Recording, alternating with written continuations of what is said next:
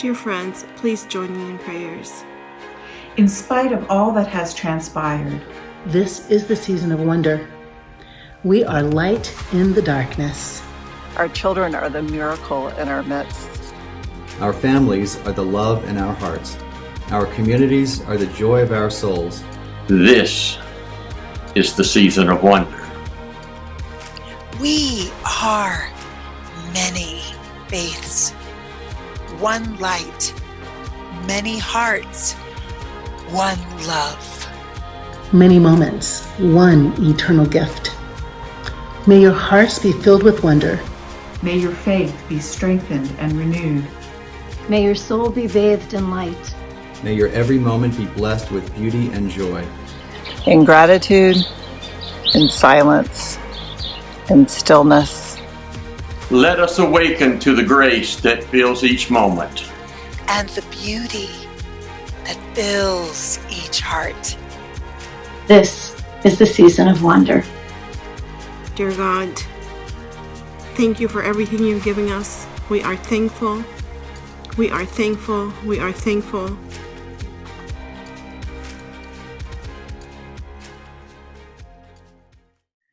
Hello, everyone, and good afternoon. My name is Joey McKinnon, and I am the Florida Director for Faith and Public Life. Thank you for joining us for today's Facebook Live discussion on COVID-19 and how faith communities are rising to meet the moment. I know during these uncertain times, there's a great demand on your time, so we're really grateful for you joining us for the next hour. Just a moment ago, the audio clip you heard was Faith and Public Life's COVID-19 Stay Home, Stay Holy Interfaith Prayer, and I hope you found it a helpful reflection as we begin today's discussion. And you can view the full video on our Facebook page as well. I'd also like to wish a happy Ramadan for all of our viewers celebrating its start this evening.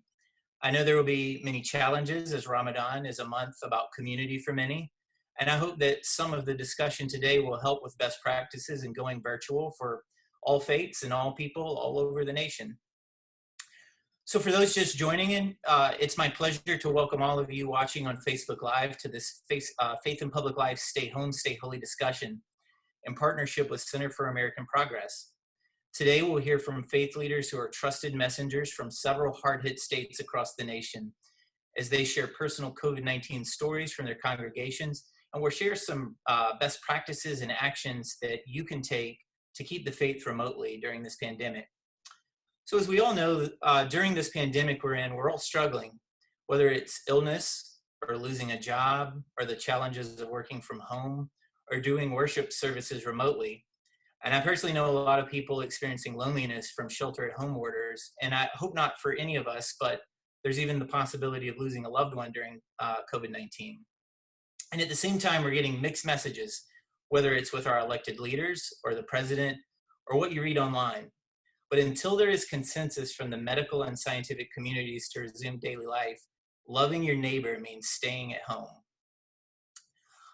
Before we hear from our speakers, for all those watching on Facebook Live, I do encourage you to leave questions in the comments section. I'll be watching the comments section and may elevate a timely question as needed, but we'll definitely get to your questions during the Q&A. Also, we encourage you to share this Facebook Live as well. So to kick us off, I'm proud to introduce Faith and Public Life CEO, Reverend Jennifer Butler out of Washington, D.C. Reverend Butler is a national faith leader who, among many things, recently has issued calls for faithful stewardship of the COVID-19 crisis by our elected leaders and denounced the suspension of funding for the World Health Organization. Reverend Butler, welcome.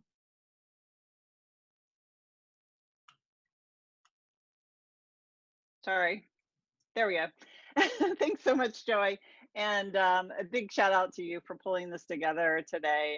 It's so critical in these times that we come together and we share best practices and encourage one another. And so I'm grateful to you for pulling this together. And I'm just especially excited to be joining you all and listening to what you're seeing on the front lines of this pandemic, because, clearly this is going to shape us in ways that the Great Depression shaped us. Like this, what is happening now is unprecedented. It is going to impact us for years and decades to come. And you all are really at the front lines of this. I mean, you are nurturing people spiritually, people who are fearful and at home and isolated, You're doing your ministry remotely, so you're facing all of these incredible new challenges. I'm in a family of pastors. My husband is ministering to a congregation in a rural area.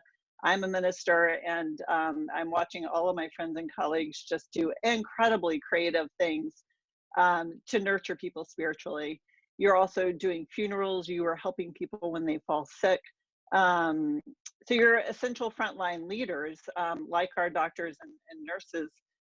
You're really under immense pressure at this time and innovating in new ways. And you are also advocates in your communities. I mean, we see how things are unfolding politically, and we believe the faith community in particular has a strong advocacy role to play in this pandemic. And so I'm grateful for the ways in which you all are stepping forward. As you all may know, we are a network of 50,000 religious leaders around the country, and we have offices in 4 states and continue to grow in other states. And the leaders in our networks have been doing a number of things in addition to their full-time ministries, are calling on their governors to maintain social distancing. As Joey said, we released a statement of nearly 10,000 leaders calling on the president to withdraw his desire to reopen for Easter. We're participating in the Stay Home, Stay Holy campaign, helping to lead that with Center for American Progress and others. And then we're advocating for support to vulnerable populations during this pandemic. And I just want to note that there are sort of 3 buckets or 3 ways I'm looking at the faith community's role in advocacy and voice around this.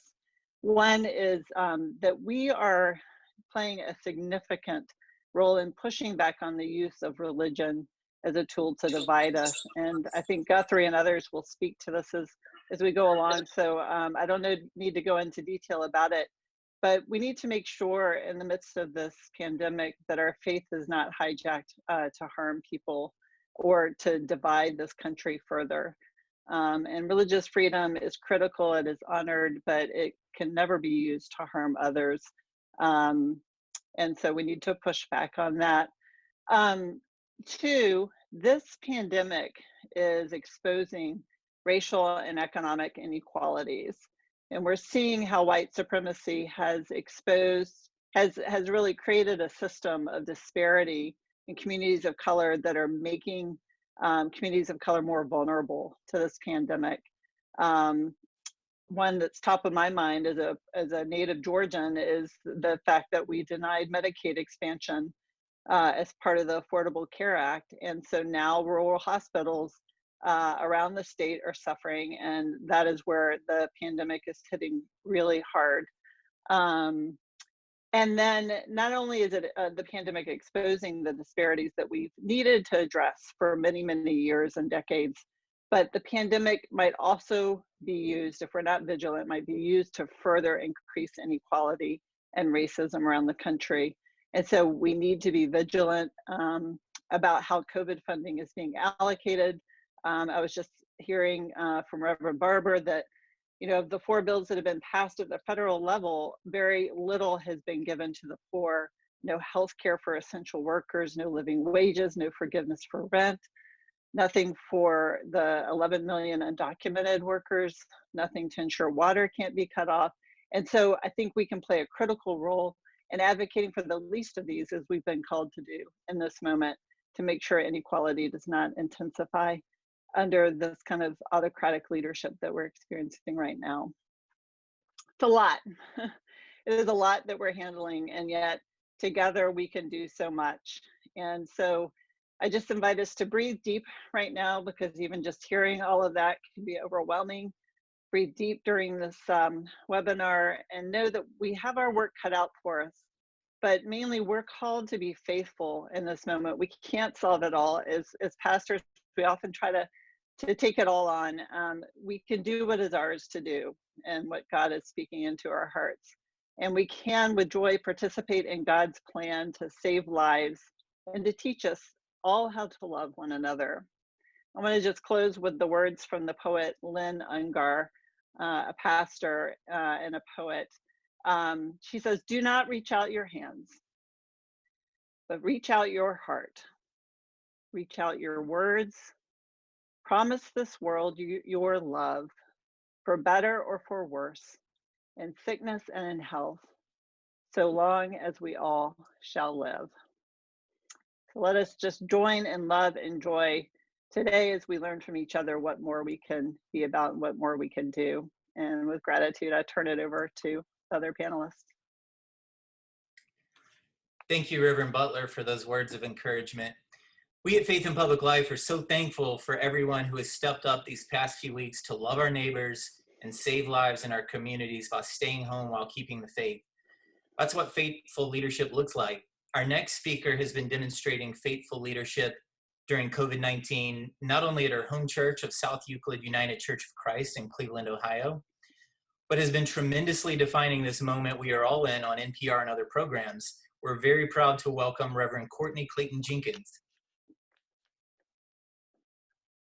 Hello, hello, hello. Thank you so much for the invitation to be here with you today to share with colleagues and certainly to just contribute to the conversation that is taking place, not just in our churches, but around the nation and around the globe. I wanted to kind of just share a biblical passage that has been guiding me through this time in my particular tradition of Christianity, and that is found in 1 Chronicles chapter 12, verse 32. And it says, of Issachar, those who had understanding of the times and knew what they ought to do. I share that because this is really a time, I believe very much, that if we are leading any group of people in any faith tradition, I believe we've been called for such a time as this. It's not by accident that we're serving and leading in this particular time.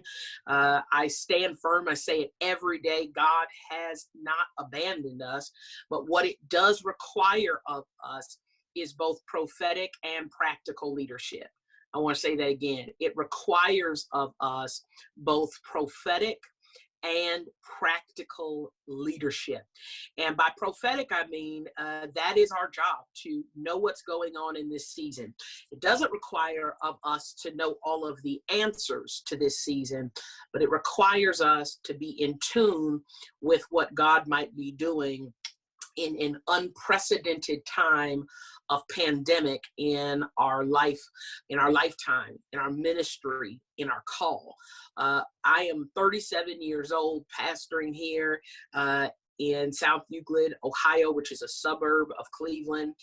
This church, ironically, when I was called to it, had been struck by a bolt of lightning 6 months prior to being called, and the building completely destroyed by fire.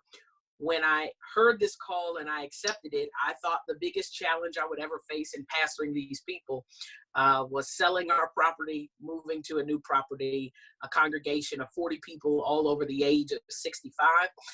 And never in a million years had I imagined that God will call us into a time of leadership such as this. But I just want to take a moment to say to every person who's watching, you have been called for such a time as this, and the opportunity before us is to seek an anointing like those of the sons, and I'm going to be inclusive and say, and the daughters of Issachar, and ask God for the understanding of the times and the wisdom to know what to do. So with that being prophetic and being practical, because these are real issues of life and of death, part of our assignment in this season is to assess the shifting culture and discern a strategy that will lead our organizations, our faith traditions forward in a time like this. How do we chart a way forward? There's a wonderful book that I have been reading over and over again in this season, and it is Our Iceberg is Melting. If you're like me, you've been watching pew polls that say that faith is on the decline. People were turning away from the church. And the truth is, the church, the iceberg, had been melting, and many of us were comfortable and content in our spaces and in our areas. And there has been a shift, a complete and total shift that is requiring of us to seek a different type of anointing that helps us to discern, to see, to hear, and to lead.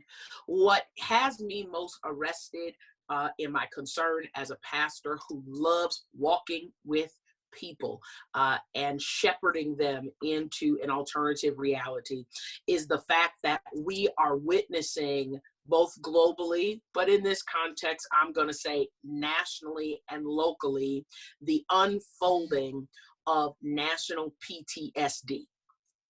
We're watching the unfolding of national PTSD. People are experiencing it at different rates. My first responders are right there in their face. My essential workers are afraid to go out and do their work.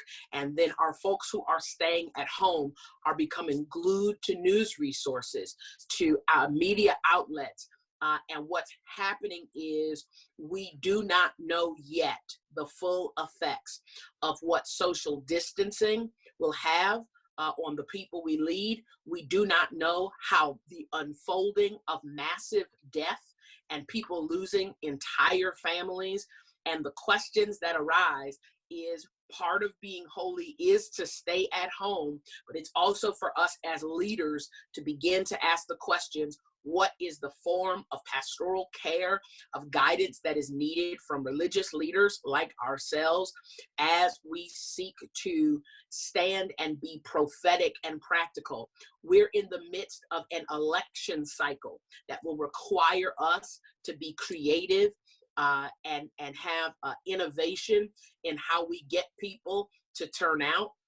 We're dealing with an economic impact, which, as my colleague, Dr. Butler, suggested, we do not know the full measure of. I personally believe that the economic impact that's on the way is going to appear to be a drop in the bucket when we compare, meaning it's going to be much larger than the Great Depression. How do we navigate that? We have politicians who are putting dollars over people.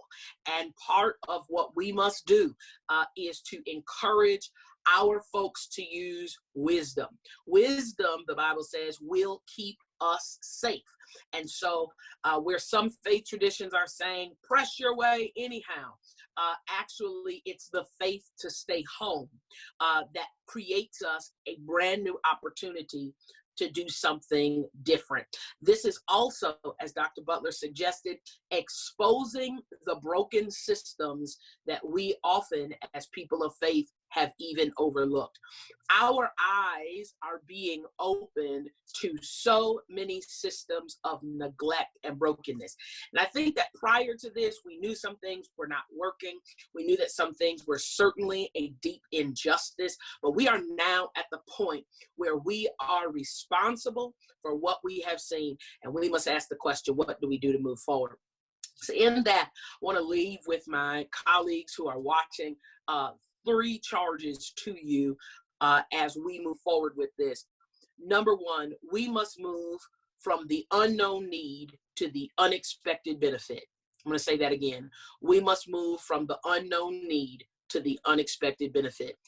When I say the unknown need, we really don't know all the needs that are in front of us. It's overwhelming. We want to help, we want to do something, and many of us could just kind of shut down because if you're like me, you're working harder with no building, less people, and yet we're moving all of our programming, all of our things. But I want to say to you that though we did not know the pandemic was coming, in this type of way, I want to say to you that I choose to believe that there are going to be unexpected benefits. And so the questions become, as we talk about stay holy and stay home, what are the unexpected benefits that are being presented to us in this time that we have an awesome opportunity to make a significant impact and difference? And so we must be open to seek the divine about what are the unexpected benefits. I had a call last night with my deacons, and one of my older deacons who had been working just said, Pastor, this is terrible. She said, but I didn't realize how tired I was. I didn't realize how much I had put work above everything else. These are the unexpected benefits. And as religious leaders, we have an opportunity to help people find the silver lining. We have the opportunity to help people see what God is teaching us in the midst of all we're going through. The second thing is, and this is probably what's challenging most of us as leaders, is that the shaking is causing us much trial and anxiety. Everything is being shaken that can be shaken. And as the New Testament tells us, and only the unshakable is what will remain. What's being shaken? The visions that we had for our church. What's being shaken? The justice system. What's being shaken? The injustice of people who are poor, the people who are those that when we open back up states and cities will be the first because they are literally without in this. There is a shaking. And I came to tell us, or I feel called to tell us, that a lot of times in almost all religious traditions, there's a notion of idolatry. And I think that we have taken that to be antiquated, right? The worshiping of gold bulls, the worship of some other type of something that we've come up with. However, let me say this to you. What I believe, are experiencing is postmodern idolatry. When we say let's open states back up, it is our worship of the mighty dollar. It is our worship of a small piece of paper that we have decided has more value than the lives of people. And as religious leaders, we must say that we will not stand for the worship of the almighty dollar. We can respect our politicians here in Ohio. Governor Mike DeWine has done an exceptional job of leading us. However, as a pastor, I cannot rest at night to put my people at risk by opening up the church. And so what we are facing is the question of what or whom do we worship? And I believe it's a shaking. It's a shaking of the control system, that we are leaders. People are looking to us, and here it is. And we need to be honest as faith leaders that we too are shaken. My shaking as a faith leader does not mean I don't have faith. It simply means I don't have all the answers. And that's okay. And I think that sometimes our colloquialism of religiosity prevents our people from also being honest about how they feel. And so there's a shaking. And when this is done, we will only be able to hold on to what is unshakable. And that is our faith. And I believe still very strongly that we have a wonderful opportunity. And finally, I want to say, I think ahead of us is an opportunity that the decline of faith institutions, the decline of places of worship, here it is, are on the brink of great revival. But let me say this, in my tradition in particular, the opportunity celebrities, the opportunity to make idolatry of denominations, to not just lift up building, but the opportunity, particularly in my faith tradition, to ask the question, how are we making disciples? It's kind of funny because I'm a millennial pastor, and a while ago we did what we called a culture shift here at South Euclid United Church of Christ. We stopped everything to assess our culture and figure out how we move forward. People say, well, Pastor, what are we going to do now? And I said, we're going to go back to the old school. We're going to make disciples.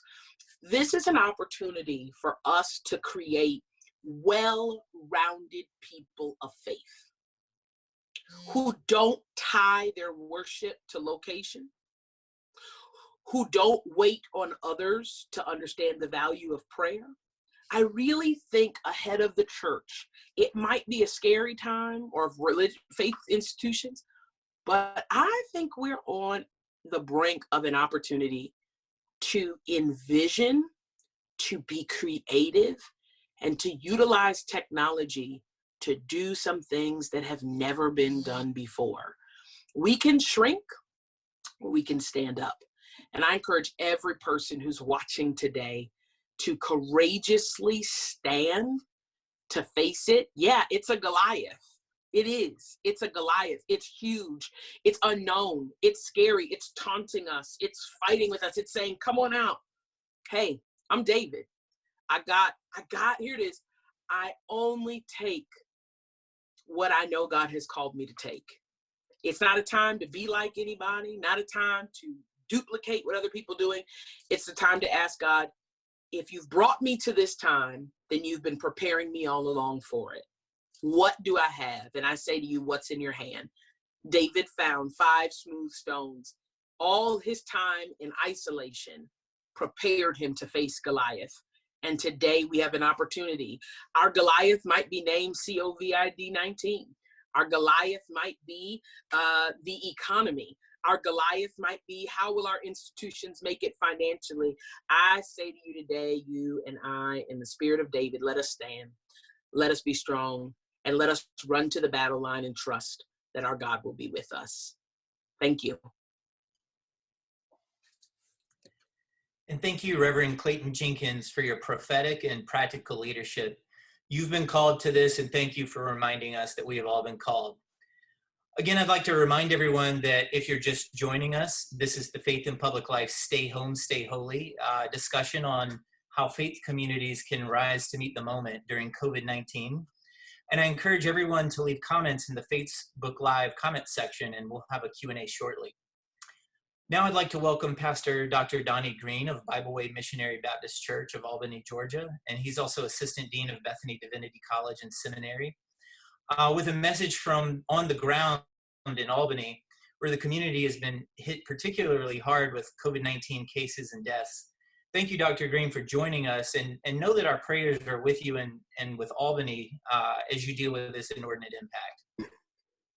Oh yeah, thank you for having me on today. I am excited about what has already been said. I mean, I can feel the goosebumps all over my arms and up the side of my neck, and a lot has been said that has really been an impact or inspirational to me to continue to do what I do in Albany, Georgia, every day. You know, I believe as a pastor, as a minister, as a man of God, I've been working more now than actually when the church doors was open, because it's a must, it's a need that we get the word out to God's people, especially during the time where we're trying to do the census and also trying to get people registered to vote and all these things.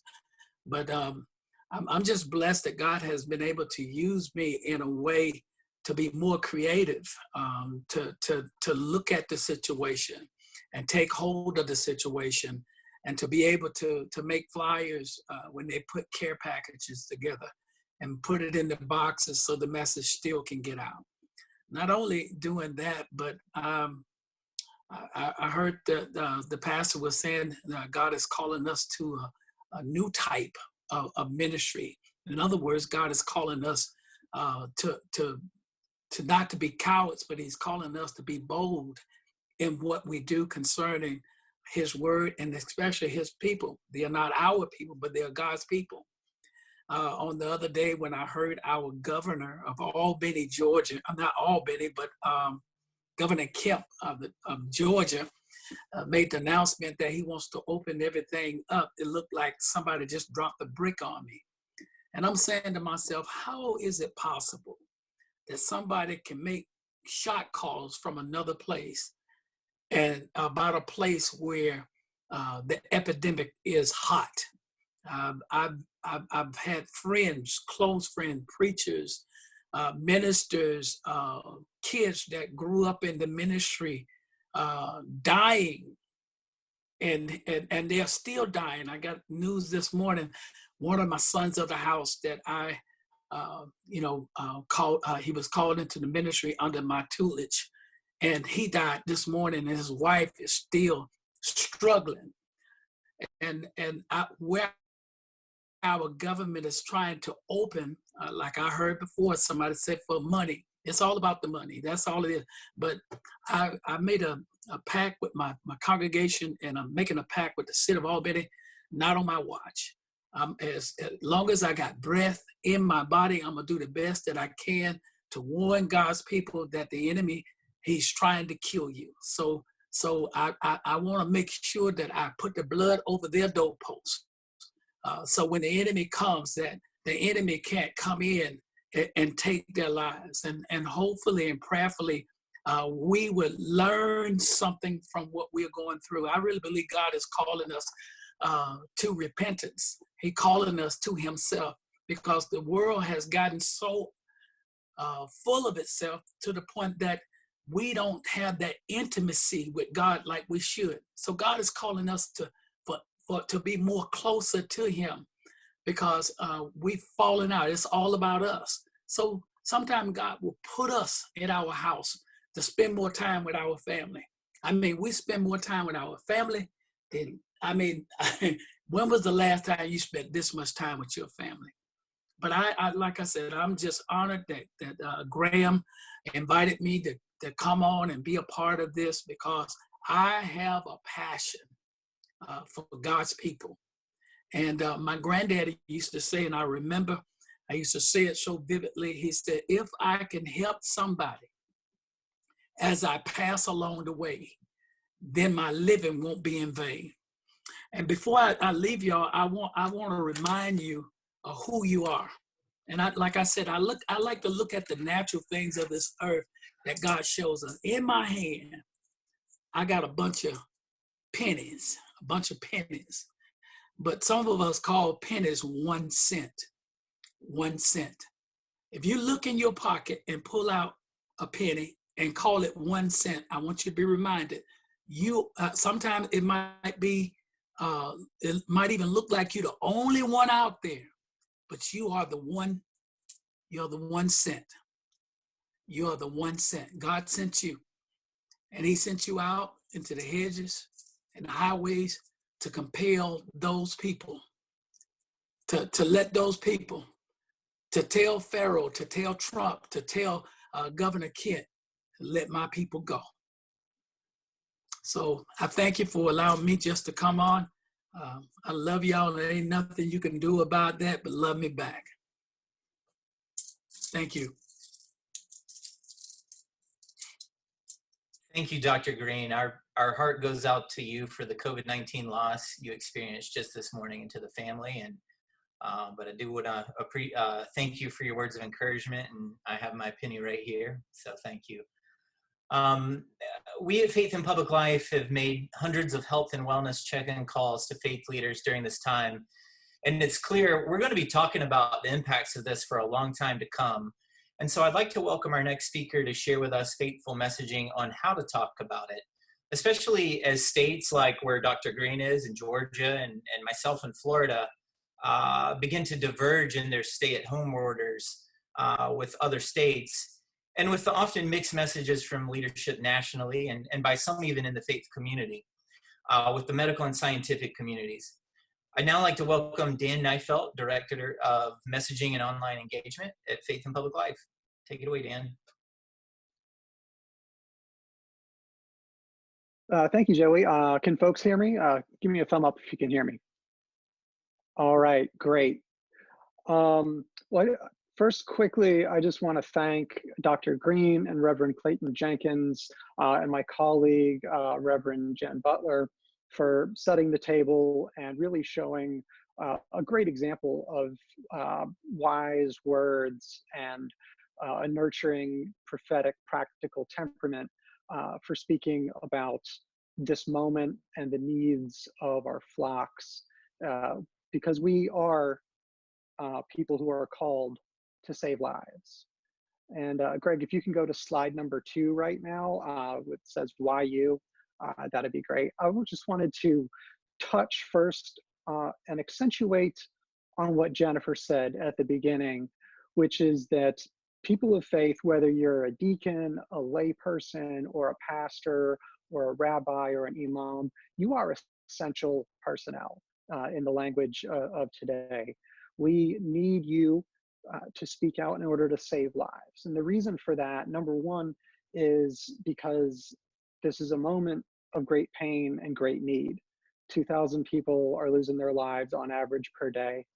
4.4 million people applied for unemployment just last week.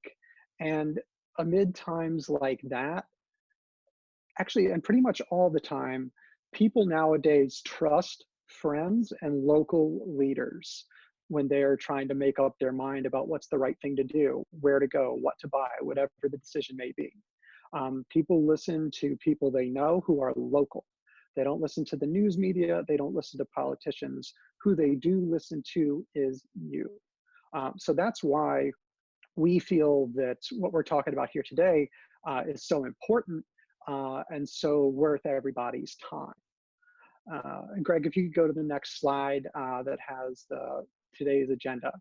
I'm going to cover just a simple roadmap of ways to talk about this moment and about protecting ourselves and our neighbors from COVID-19. I don't have too much time, so I want to keep it moving, but this is being recorded. And we can also share these slides with you via email afterward if I go a little bit too fast. So we're going to talk about our purpose. We're going to talk about the principles at play and at stake. I want to talk a little bit about the problems, what's holding people back from doing what's right to protect themselves, and what are the solutions that we as people of faith and as faith leaders can do about it. Greg, if you go to the next slide, please. So our purpose, I just want to be really, really clear because we all need to have a very clear purpose in mind whenever we're communicating, especially about when we're communicating about a rapidly changing environment that scares people. We need to have a very clear purpose. First and foremost, we have the power to save lives. If we impress upon our communities and our congregations that they need to take steps to stop the pandemic, more people will survive and fewer people will die. That frontline purpose of saving lives is so important. And then I want to riff off of a little bit some of what Reverend Clayton Jenkins said about providing care for the people who are in our communities, in our churches, and in our charge. People are scared, rightfully so. People are grieving, people are bored, people are lonely, and the part about going through national PTSD really resonated with me. I personally felt seen as that was said. We need to provide care for the people in our conversations. And I know as pastors, clergy, people of faith, that you all have a heart for that. So hang on to that and be motivated by it. And our third purpose, and this is a deeper one. If we had all day, I would go on and on about this one. But this is a moment to call our nation into a new ethic of community. Radical individualism, greed, worshiping that dollar, pulling yourself up while you're bootstrapped. These are myths and these are idols. And now is a moment to bring in a new moment of community. Maybe that's a topic for another day, but I just wanted to plant the seed right now because we're in such an important moment. Greg, if you go to the next slide, please. So we have our goal of ministering to people and saving lives and building an ethic of community. So once we have that purpose in mind, now it's time to think about how to put our messages together. Before we ever would step into a pulpit, of course, we want to familiarize ourselves with the relevant passages, readings of the week, scriptures, and theological teachings. And the teachings that we need to ground ourselves in right now to deal with COVID-19 are three things. One is love of our neighbor. We're doing this because we love our neighbors, and that's what we're called to do. The second principle is life. We are here because life is precious. And then our third principle is that we are called into responsibility and community. Those are our anchoring values as we speak. So you invoke those values. We stay home not because it's what the governor tells us to do or the health department tells us to do. We do it because we love our neighbors and because life is precious and we have a responsibility to protect each other. Greg, if you go next slide, please. So I want to talk just a little bit about what is holding people back from just saying, okay, I'm going to stay at home. and I'm going to make all those decisions that the health department wishes we all make. There's there's four things. One is people are afraid. And when people are afraid, we stop thinking rationally and we start thinking very instinctively and instinctually, fight, flight, or freeze. So fear is holding people back. Loneliness is also holding people back. And economic pressure. Not everyone can stay home. Some people have to go to work in order to not get evicted. And we want to make sure that we include those folks and meet them where they are. And that's why there's more to the message than just stay home. Stay home if you can. Keep a safe social distance if you must go out. And then fourth, people are hearing a lot of mixed messages. When the governor says one thing and the health department says another and the mayor says another and the president says another, people are not going to get a clear message. And absent a clear message, people make decisions that might endanger themselves. So I just like to name what we're trying to get people to work past. And now I want to talk about how to get them past it. Greg, go to the next slide, please. Here's things we need to do. I like to break things down into three, but today we've got five. We've got five things to do. And actually, I just remembered a sixth during the first couple minutes here. So I'm going to give you a lot right now. But again, we'll be following up with an email so you can get the slides. First thing to do, be clear and consistent.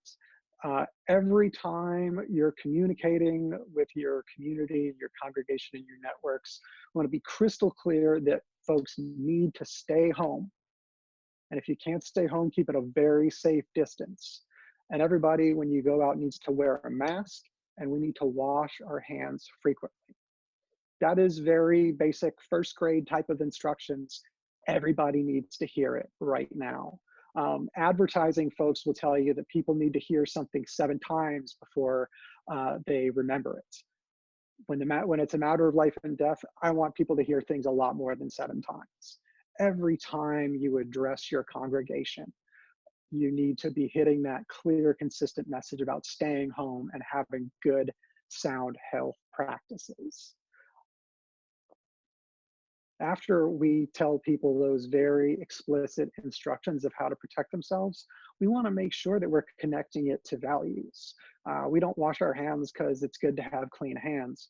We wash hands to save each other's lives, and because we are in a community and our lives are bound up together. We have a responsibility to love one another. We have a responsibility to protect one another. So we want to tell people what to do and tell people why to do it. And this varies a little bit from tradition to tradition, but you want to relate these messages to whatever the readings may be of the week. If you're doing weekly services or nightly and daily prayers during Ramadan, if you're an imam, and you also want to relate it to the religious calendar. I am a layperson myself, haven't gone to seminary. I defer to you as to how to skillfully weave together the symbolism of what's coming on the calendar and how to use it to emphasize the message of staying home. That's your expertise. I wanted to name that it's an important thing to do. Fourth is to practice what you preach. People learn from each other by copying what we do. We need to walk the walk as well as talking the talk. So make sure that you yourself are staying home to the extent possible. And if you're broadcasting your service, which we're going to talk about here, I would go out wearing a mask and then take it down so that people can read your lips and your microphone and you can hear the mic, and then put it back up. We want to model, give people something to mimic. And fifth, this is one more, and this is the last thing that draws on advertising. We want to emphasize that people are complying with this. Over 90% of people who are Christians said, or actually, yes, 92% of people who are Christians said they were planning on staying home for Easter. it is much more effective to emphasize that 92% of people are complying than it is to point to examples of people doing wrong. People follow the herd, so we want to emphasize the positive things that are going on. And the last thing I'll say about it is this, which is you want to be communicating these messages across all mediums. I changed my Twitter name to stay home and wash your hands. My Instagram story every day says something about social distancing and staying home. I say it to my parents every time I talk to them. We want to be consistent across all of our mediums about the importance of staying home and protecting each other. So that's how we do it. And I just want to outline very quick pairings of do's and don'ts, and then I'm going to get out of the way. We want to keep our language simple, use it everyday language, avoid that jargon and policy speak. Say masks and gloves, don't say PPE. We want to be moral rather than political, and we want to be communal and talk about us rather than them. We want to make sure that we're speaking as though we're all together, and also that we're focusing on solutions and not overdoing that doom and gloom. So I'm sorry if I took more than my 5 minutes, Joey. I hope this is helpful, and I'll turn it back over. No, that was perfect, Dan. Thank you for that faithful messaging. So now we've defined the moment, and with our last two speakers, let's take a look at both the big picture nationally and then drill down on tips we can use on the ground to stay home, stay holy. I'd now like to welcome Guthrie Graves Fitzsimmons. Guthrie is a fellow with the Faith and Progressive Policy Initiative at the Center for American Progress in Washington, D.C. He's also the founder of the Resistance Praise Daily Devotional and author of forthcoming book, Just Faith, Reclaiming Progressive Christianity. And he's a leader on the Stay Home, Stay Holy campaign. Take it away, Guthrie. Thank you for having me on, Joey. And on behalf of the faith team at the Center for American Progress, I want to begin by expressing my gratitude to Faith in Public Life for partnering with us on the hashtag Stay Home, Stay Holy campaign. Faith in Public Life is a leader not just on addressing the pandemic, but on so many social justice issues in our country. So I want to commend you all on your leadership on this and so many issues and organizing today's webinar in particular. I know we both share the belief that physical distancing, I like calling it physical distancing and social solidarity, is the faithful response to this pandemic, and that our country's political and religious leaders both have to provide critical moral leadership, which is exactly why we're holding this webinar today. Thank you for getting my slides up. We can go ahead and go to the first slide. Before I get into the faith-specific work that we've been doing on our team, I want to highlight that the Center for American Progress is working on the pandemic across all of our issue areas, not just our faith team, but our health team and our economic policy team. We put out our own plan on April 3rd, a national and state plan to end the coronavirus crisis. And every day we are putting out different kind of policy analysis and issue briefs on our website, americanprogress.org. So with that plug, I'll go into the faith-specific aspect on the next slide. And our faith team has been working really on two major pieces of the pandemic response. Sadly, we're seeing some states exempt houses of worship from their public health orders. And we believe this is bad public policy because the virus does not discriminate whether you're in a house of worship or you're in some other kind of group gathering. And we've been monitoring the state orders. Our team, under the leadership of Maggie Siddiqui, our director, we've been reading all of the orders, looking for those religious specific clauses, and then communicating with governors' offices and arguing the case that the virus does not discriminate, and so there should not be religious exemptions in these orders. The second piece, which is equally or more important, is encouraging faith communities that are leading by example through social distancing while also caring for their members and encouraging this effort. I like whoever said before me about people follow the leader. And so we're trying to really promote all the positive efforts that we're seeing across our country's many different religious traditions. In my own, I'm a deacon at my Baptist church here in Louisville, Kentucky, and we had our first Zoom deacon meeting on Monday night. It was actually our deacon chair's first ever Zoom call.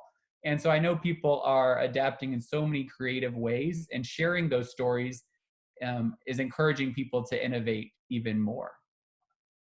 Can we go to the next slide, Greg? So I know this print is kind of small, but hopefully you can see the different colors on your screen. This is a map of the different religious exemptions by state. And this is a graphic from the Washington Post that's based on an analysis by the Religion News Service. And you may not be able to see exactly what your state is doing, but I'm putting this up on the screen because I think it shows the confusion we're under right now in our country. We're seeing kind of some states go in one direction while others go in another, and this relates kind of to the overall picture that people have alluded to. But specifically, this also applies to people exempting houses of worship from their stay-at-home orders and other efforts such as bans on large gatherings. And these religious exemptions look different kind of state by state, and reading all the orders kind of showed that to us. There's essential activities that are listed as literally going to your house of worship is essential. Essential business activities. Some states have even said we're not getting a religious exemption, but we're explicitly barring any kind of enforcement actions against houses of worship, which then that's like telling your child to go to bed and saying you're not going to punish them if they don't. It's like it's a de facto kind of exemption. And then there are other localities, we're having this issue here in Louisville actually, where mayors are taking some action. So there's both state and local actions.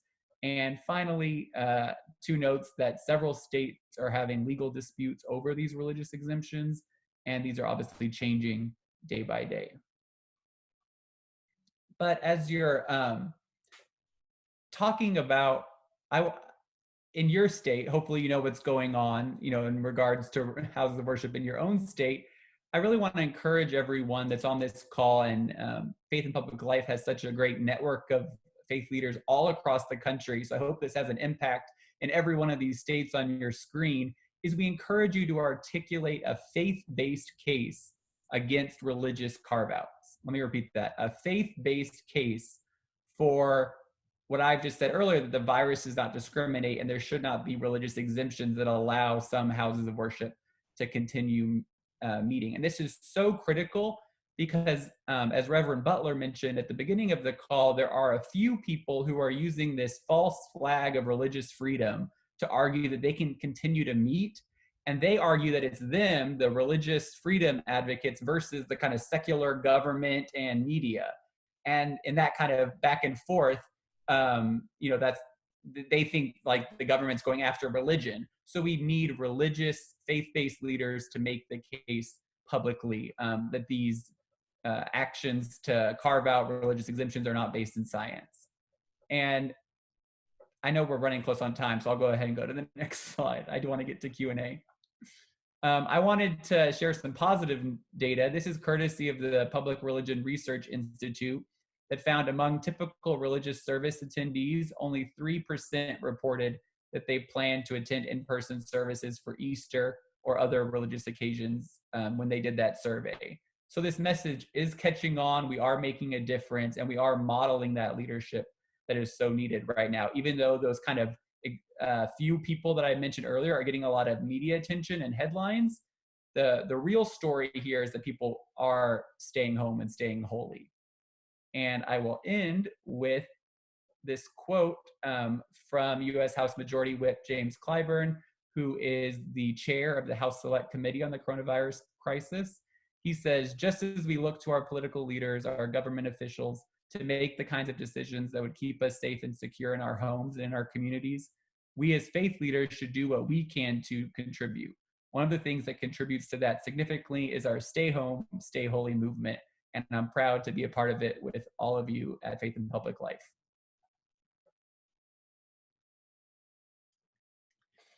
Thank you, Guthrie. And the slides for the faith-based case to stay home, stay holy, and the online resources you shared will be available for everyone in the video post following this broadcast. So thank you for that.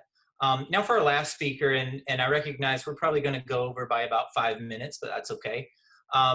I know many folks watching are faith leaders and clergy, and just like many of us that have been lucky to still be working, you've had to move your work remotely and online in most cases. But unlike me, you've got to do that for your whole congregation and services. And I know that presents a unique set of challenges.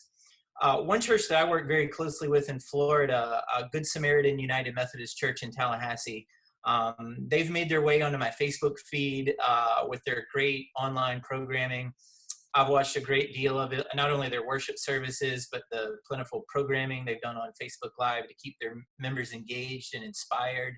They even had open mic nights. Haven't taken any of my music requests, but that's okay. And they've done a really great job of keeping people involved. And I would imagine without maybe even extra resources. So I've invited Brother Matt Daly, who's Good Samaritan's worship director, and he does the technical production for their online services. And he's going to share some solutions he's found about putting on a remote service and some creative ways to get around some of the challenges. And it's our hope that this will be a help for any who have found remote worship to be a work in progress. Welcome, Matt. Thanks, Joey. I really appreciate you having me here, and I'm glad that you like the feed. If you make some better music requests, I would be happy to feature them. But all jokes aside, the process of moving our church online was probably technically a little simpler for us than it might be for some of you. We've been broadcasting our services on Facebook Live now for over 3 years. And so our congregation already knew that they could find us on Facebook Live from the time that we closed our doors all the way through now. But we've had to discover along the way some serious changes in our practice. And so I really want to hammer in on what Dan was saying about modeling.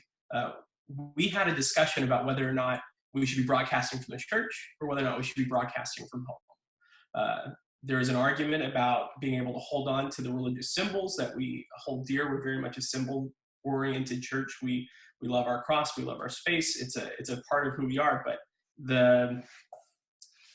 what we settled on was that rather than holding on to the symbols and making an idol out of the symbols, that we needed to model good behavior. And so we chose to broadcast from home. And so we put a people-focused lens on what we're trying to do. And so I just want to share a few screenshots. And these are from 2 different services. The first one is from March 15th, which was the first Sunday of the stay-at-home order in Tallahassee. And then the second service is from this past Sunday. And so this is our typical Facebook Live setup. It's a wide shot. You can see people in the seats. You really can't see faces. You get decent audio. But what this shot, oh, let's back up one more, sorry. I see this all over Facebook right now, and this is ineffective in a lot of ways. It's impersonal. It illustrates emptiness. It can create a longing for something that we may be missing now. It can make people feel left out, and it just really illustrates that things aren't normal anymore. And so what we have moved to over those 7 weeks is a live shot that looks more like this. You can go ahead and move to the next one, Greg. A live shot that looks more like this. Something where you can see the pastor's face, where our pastor has a chance to through her words and her actions and her facial expressions to be pastoral for our community. It's warm, it's well lit, it's a close-up shot. She's looking right in the camera. We put a little greenery in there, and and we have some technical capabilities. We do some split screen stuff. We have all kinds of other bells and whistles that we add to this, but this is the core of what we decided to do over the last 7 weeks, is to move from this bird's eye view of the thing that you used to do, that you called church, and to create a connection with our members.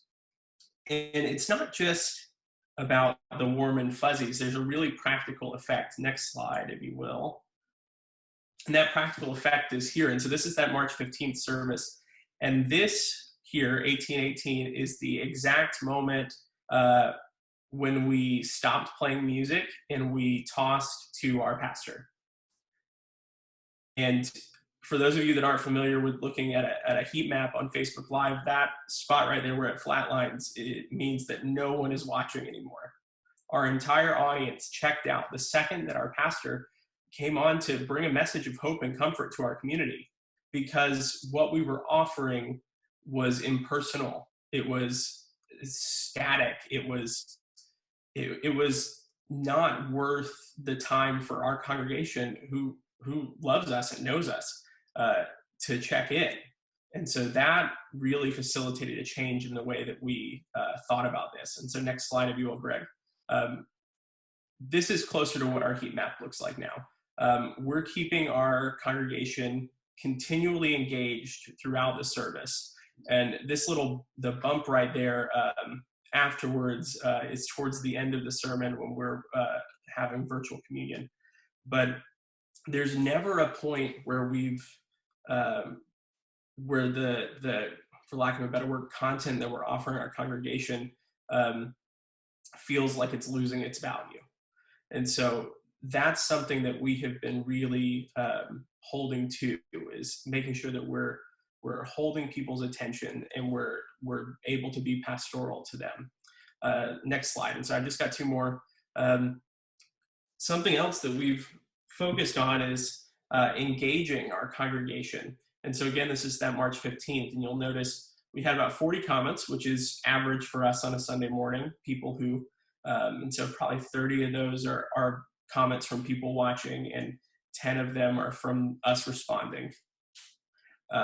And the title was just Welcome to Worship. There's no call to action. There's no anything. It's just, here we are. Go ahead. And so Greg, go ahead to that last one. And so now what we're doing looks a little more like this, welcome to worship, Good Samaritan. We're reinforcing that our church still exists outside of the walls of the building. We're reminding them that they're a part of the community of believers that we've built, even when they can't walk through the doors. And then we ask them just to say hello. And so you see the faces and the names of all the people who are typically walking through the doors of our church. They all get to interact, and these have started some really wonderful organic conversations. We had a member of our church a couple weeks ago who mentioned that he ran out of coffee, and by the end of the service, someone had left their home and left a bag of ground coffee in his mailbox. And so our focus moving to engaging our congregation intentionally has really helped us maintain a sense of connectedness that's been essential for how we handle this crisis. And so that's all that I want to say. I just want to encourage you to think pastorally, to think about how you can connect with your congregation more effectively. Be brief. Sermons that are 20, 30, 40, 45 minutes long are probably not the best for the Facebook Live format. And if you have any personal questions, if you want to get into the technical aspects, I would love to give you a little more in-depth conversation on your own if you just reach out to me. Thanks for having me, Joey. Well, thank you, Matt. We really appreciate that. And in the spirit of being brief, as you said, we are a little over time, but we're going to take a couple questions. If there are any other questions, now's the time to put them in the comments. And I know we, a couple of our clergy have had to leave at the 3 p.m. mark. But for those of us that are left, there are many comments on some resources on how to be creative in remote worship. So we recommend everybody check out the comments. Many great resources have been posted there. Matt, or to anybody else on the call, you spoke a great deal about Facebook Live and our health and wellness check-in calls. That seems to be the preferred format. But what are some other methods or tactics you can use to stay engaged and keep the faith remotely beyond Facebook Live? We're just making sure that we have a clear list of the people that we want to continue to communicate with, and outside of Facebook Live and Zoom and our regular communication outlets, we're back to a good old-fashioned phone tree. We've divided up our conversation amongst the staff, and we're making sure that each of our members and attenders and the people connected with us get a personal conversation with someone at least once every couple of weeks, and making sure that we're not letting people slip through the cracks in this time. We're diversifying our offerings on Facebook Live, which is our primary platform for communication. And so in about 15 minutes, I get out of this tie and pick up a guitar, which I'm much more comfortable with, and take a couple of requests and sing a few songs. But we're just trying to be responsive to what the people in our community are saying that they're missing about being together, and just for being a resource for them to try and make this experience slightly easier. Great. Well, Dr. Green, I'd like to close in our remaining time with a question to you. And it's a question specific to Georgia, but I'm sure there are some folks on this Facebook Live that could be in a similar position. Jennifer from Atlanta wrote that she's praying for Albany and wants to know what we can do to help Albany from the Atlanta area. Well, from the Albany area, especially at the hospitals,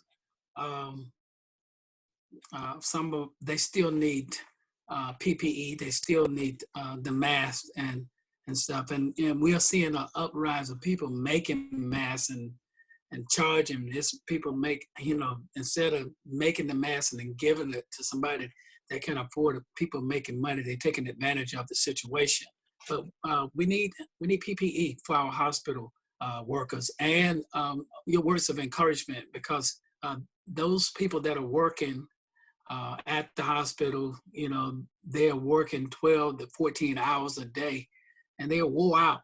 They're wore out, and then they turn around and get a little sleep and right back in it.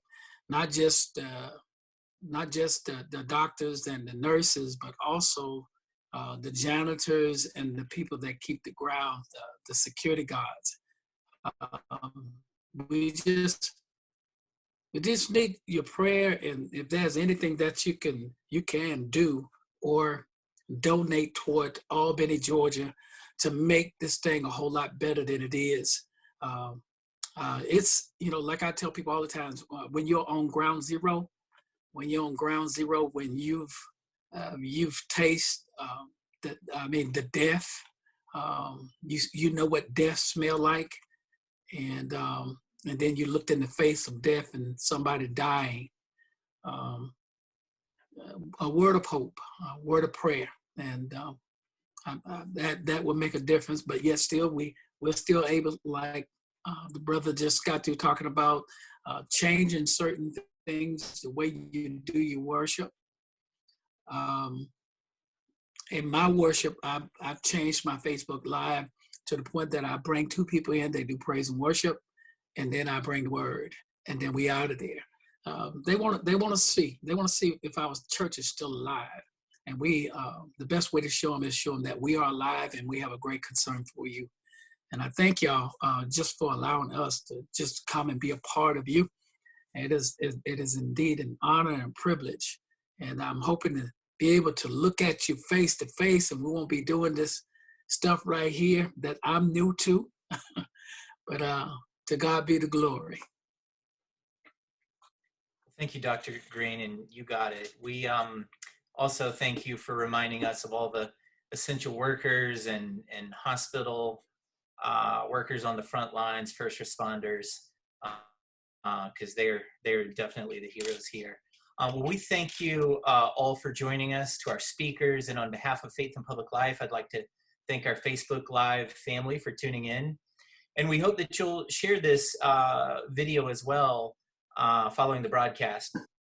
And also, even in this time, our work goes on, so please continue to follow us here as we work on a Faithful Census and other programs. And I'd like to give a remote round of applause to our amazing panel of faith leaders, Reverend Courtney Clayton Jenkins, Pastor Dr. Donnie Green, Brother Matt Daly, Guthrie Graves Fitzsimmons, along with our friends at Center for American Progress, and my good friends Reverend Jennifer Butler and Dan Neifeld of Faith and Public Life. Everyone stay safe, stay healthy, stay home, and stay holy. Thank you.